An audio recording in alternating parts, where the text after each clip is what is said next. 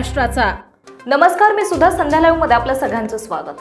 दौंड तालुक्यातील यवतमध्ये शुक्रवारी फेसबुकच्या पोस्टवरून उसळलेल्या हिंसाचार प्रकरणी पुणे जिल्हाधिकारी यांच्या आदेशाने जमावबंदी लागू करण्यात आली आहे। दोन समाजाच्या गटात झालेल्या हिंसाचाराच्या घटनेने दौंड तालुक्यातील यवत परिसरात सामाजिक सलोखा बिघडलाय। अत्यावश्यक सेवा वगळता सर्वत्र भयावह शांतता आहे।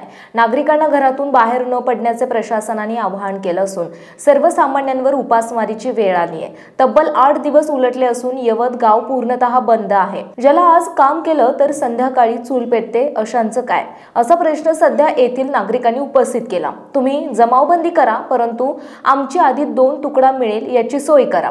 तसेच दंगल प्रकरणी 15 आरोपींना पोलीस कोठडी मिळाली आहे। उर्वरित आरोपी निष्पन्न करून पोलिसांनी आरोपीची शोधाशोध सुरू केली।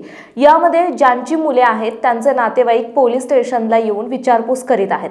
साहेब, माझा मुलगा तसा नाही हो असे म्हणून कित्येकांची माय माऊली पोलीस स्टेशनला येऊन रडताना पाहावयास मिळते। आमची खूप अडचण आहे, आम्हाला खूप त्रास झाला आहे या अडचणीमुळे। आमचे मालक पण घरी आहेत, मुलांना पण त्रास झाला, आम्हाला काम नाही, धंदा नाही, त्याच्यामुळे आम्हाला काहीतरी सरकार लोकांनी मदत करावं। आमची म्हणजे गाव चालू हो अशी इच्छा आहे। गाव पण चालू हो, गाव चालू करा। खूप त्रास झाला आहे, काम नाही, धंदा नाही, त्याच्यामुळे आम्हाला त्रास होतोय। मालक पण घरी, आम्ही पण घरी, त्या गाड्या ह्या सगळ्या दुकानं ही सगळे बंद आहेत, त्यामुळे आम्हाला त्रास होतोय। हां बोला। या वातावरणामुळे आमची पोरं कामाला जायची थांबली। हां सगळेजण घरातच बसून आहेत, दुकानं बंद आहेत, तरकारी बंद आहे, मग आम्ही जायचं कसं? हां सगळीकडनं एकच त्या दिवशी दगडफेक झाली, त्याची दहशत आहे। बाकी काय 2-4 दिवस झालं सगळं बंद आहे, आता इथून पुढे चालू व्हावं। 1 ऑगस्ट रोजी हिंदू मुस्लिम असे दंगल यवत गावामध्ये झालेले आहे।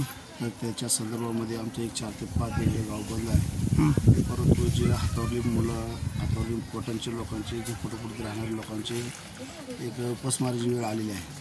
परंतु माझी एकच विनंती आहे की बाबा पोलीस स्टेशन, यवत पोलीस स्टेशन आणि ग्रामपंचायतला दोघांनी विचार करून की 2-2 तास सकाळी, 2-3 तास संध्याकाळी 2 तास असे दुकान म्हणा, तरकारी म्हणा, असे 2 उघड ठेवून आम्हाला काय हाताला येते, आम्ही तरकारी वगैरे घेऊन खाऊ आणि उपाशी राहणार नाही याची आम्ही दक्षता घेतो। आणि आम्ही जे SP ने जे केलं आहे, गिल साहेबांनी जे केलं की बाबा की जमाव नाही, जमावसुद्धा करून आम्ही त्याची काळजी घेऊन आम्ही 1-2 लोक तरकारी घेऊ, दुकानावर तर गेलो, अगोदर एक जण जाईल, तो तरकारी घेईल, त्याच्या गेल्यानंतर दुसरा जाईल, असेल आम्ही जाऊमध्ये आम्ही आदेश पाळू।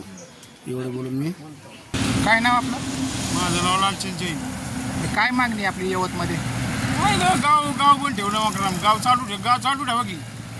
काय म्हणजे का गावात काय अडचणी काय? अडचणी नाहीत काय, पण गाव चालू राहू दे, काय ना बंद ठेवलं गाव। हां पण आता काय अडचणी? आमचं बी 10-15 पुरते ना काम धंदे। काय करता कामावर? चाललं आपलं हॉटेलमध्ये गोड बाटली पुष्टी ऐकतोय। मग आता उपासमार होती तुमची का? हां चालू होणं गरजेचं। एकटा बोललोय, बहिणीचं आई वारली माझी। असं आहे का? हां मग यवत गाव चालू व्हावं अशी इच्छा आहे? हां।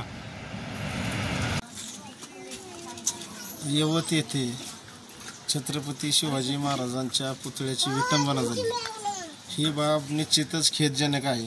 प्रथम त्या गोष्टीचा मी झोपडपट्टी सुरक्षा दलाच्या वतीने निषेध व्यक्त करतो। दुसरी गोष्ट अशी की शुक्रवारी 1 ऑगस्ट रोजी कोणीतरी फेसबुकवर पोस्ट केली, त्या पोस्टमुळं पुन्हा एकदा नव्याने वाद उफळला आणि त्यातून दंगलीचं स्वरूप आलं।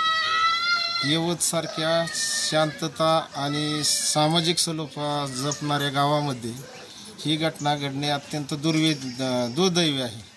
परंतु ह्या गावामध्ये एक प्रकारचा सामाजिक सलोखा पुनर्प्रस्थापित व्हावा। बऱ्याच दिवसापासून हे गाव बंद आहे। हा समाज सर्व इथं राहणारा कष्टकरी, कामकरी, दुसऱ्याच्या बांधावरती जाऊन कष्ट करून खाणारा समाज आहे आणि सर्व लोकांची हातावरची पोटं आहेत। अशा परिस्थितीमध्ये लोकांना घराबाहेर पडणं तर मुश्किल झालेलंच आहे, परंतु दैनंदिन ज्यांच्या गरजा आहेत की तरकारी असेल, किराणा दुकान असेल, या मूलभूत सुविधांपासून वंचित राहावं लागतं। ग्रामस्थही या गोष्टीचा प्रामुख्याने विचार करत आहे की संवाद साधून कुठंतरी हा वाद हा तडीस जावा आणि मिटला जावा। असं जर झालं तर खऱ्या अर्थाने बरं होईल। आमचीसुद्धा एक मागणी आहे की सामाजिक सलोखा जपत असताना कुठल्याही धर्माच्या भावना दुखावल्या जाणार नाहीत, याची सर्व नागरिकांनी, प्रथमतः यवतमधील सर्व नागरिकांनी जे इतर जाती धर्माचे आहेत आपण कुठल्याही धर्माच्या भावना दुखवू नये याची पण काळजी घ्यावी. आणि आपला जो बंधुभाव आहे, आपल्या भारताची जगामध्ये एक ओळख आहे, विविधतेमध्ये एकता आणि एकतेमध्ये विविधता. जगामध्ये भारत हा एकमेव देश आहे की या भारत देशामध्ये विविध जाती धर्माचे लोक गुण्यागोविंदाने राहतात. तर ही ओळख यवत गावाने आजपर्यंत ठेवलेली आहे. या गोष्टीचा पुनश्च एकदा उल्लेख करतो की सर्वांनी सामाजिक सलोखा जपावा आणि आपली दैनंदिन दिनचर्या कशी चालू राहील यांनी ग्रामस्थांनी सुद्धा प्रयत्न करावा आणि पोलीस प्रशासनाने याच्यात लक्ष घालावं आणि लवकरात लवकर ही पूर्व परिस्थिती सुरावर आणण्यासाठी प्रयत्न करावेत असं मी या ठिकाणी विनंती करतो. प्रतिनिधी संजय सोनवणे. ताज्या आणि महत्त्वपूर्ण बातम्या पाहण्यासाठी आजच आमच्या संध्या लाईव्ह न्यूज चॅनलला YouTubeवर सबस्क्राईब करा आणि बेल आयकॉन प्रेस करा.